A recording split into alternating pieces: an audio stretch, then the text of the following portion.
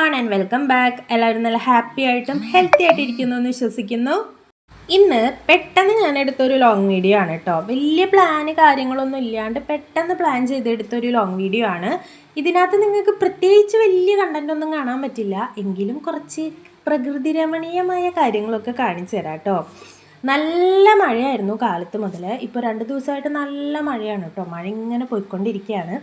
നമ്മൾ വീട്ടിലിങ്ങനെ മടിയൊക്കെ പിടിച്ച് ഫുഡൊക്കെ കഴിച്ച് നല്ല അടിപൊളിയായിട്ട് ഇരിക്കുകയാണ്.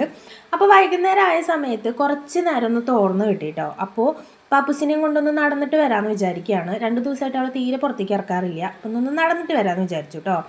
ഈ മഴ മാറിക്കഴിഞ്ഞിട്ടുള്ളൊരു ക്ലൈമറ്റ് ഉണ്ടല്ലോ, നല്ല ഭംഗിയാണ് കേട്ടോ കാണാനായിട്ട്.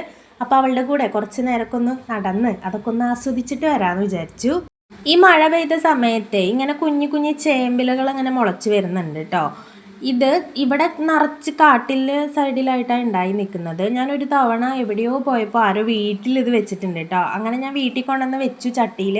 പക്ഷെ ഭയങ്കര ശല്യമായിരുന്നു കേട്ടോ. കാരണം ഇത് പെട്ടെന്ന് വളരും. അതുപോലെ തന്നെ സകല സ്ഥലത്തും ഇത് തന്നെയാണ് വളരുന്നത്. അങ്ങനെ ഞാൻ ഇതൊക്കെ പറിച്ചു കളഞ്ഞതാണ് കേട്ടോ. ഇപ്പോൾ പറമ്പ് മുഴുവൻ ആ ചേമ്പിലയായി. അതൊക്കെ നോക്കി കുറച്ച് നേരം അവിടെയൊക്കെ നടന്ന് നേരെ വന്നൊരു കട്ടൻ ചായ ഇട്ട് കുടിക്കാമെന്ന് വിചാരിച്ചു കേട്ടോ. കുറേ നാളായിട്ട് ഇപ്പം ഞാൻ ചായ കൂടി വളരെ കുറവാണ്. ആകെ ഒരു ഗ്ലാസ് ചായ മാത്രമേ കുടിക്കാറുള്ളൂ കേട്ടോ.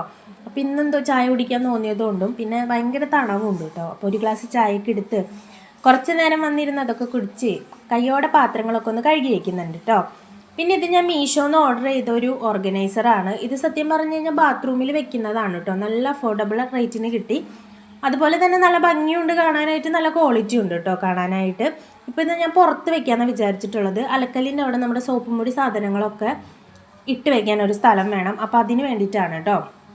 അതൊക്കെ എടുത്ത് നോക്കി ക്വാളിറ്റിയൊക്കെ ഉറപ്പ് വരുത്തി, അതുപോലെ പൊട്ടലൊന്നും ഇല്ലയെന്ന് ഉറപ്പ് വരുത്തിയതിന് ശേഷം നേരെ വന്ന് നോക്കുമ്പോൾ നടന്നു പോയ ക്ഷീണത്തിൽ പാപ്പൂസ് വന്ന് കിടന്നുറങ്ങാണ് കേട്ടോ. പിന്നെ കുറച്ച് തുണികൾ നമുക്ക് വിരിച്ചിടാനുണ്ടായിരുന്നു. അകത്തുനിന്ന് എടുത്ത് പുറത്തേക്ക് വിരിച്ചിടാൻ കേട്ടോ. അകത്ത് തുണികൾ നിറഞ്ഞു.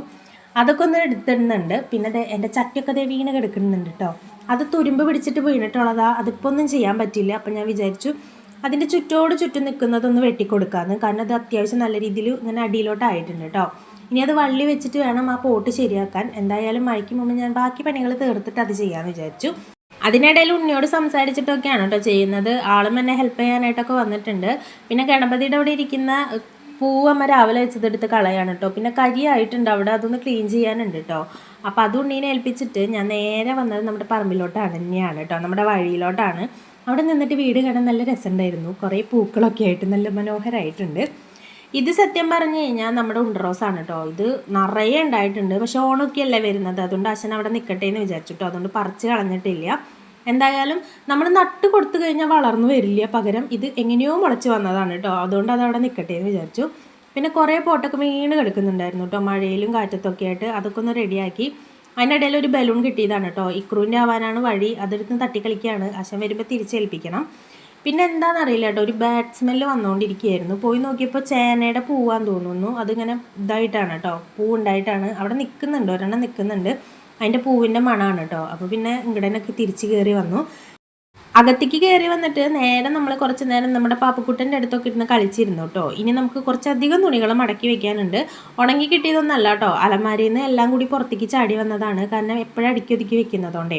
ഇനി അതൊക്കെ കയ്യോടെ മടക്കിയൊക്കെ ഒന്ന് എടുത്ത് ക്ലീനാക്കി വെക്കണം. അപ്പോൾ ഇന്നത്തെ വ്ളോഗിൻ്റെ എൻ്റെക്ക് വന്നിരിക്കുകയാണ്. നിങ്ങൾക്ക് ഇഷ്ടപ്പെട്ടു എന്ന് വിചാരിക്കുന്നു. നാളെ മറ്റുള്ള വ്ളോഗായിട്ട് വരാം.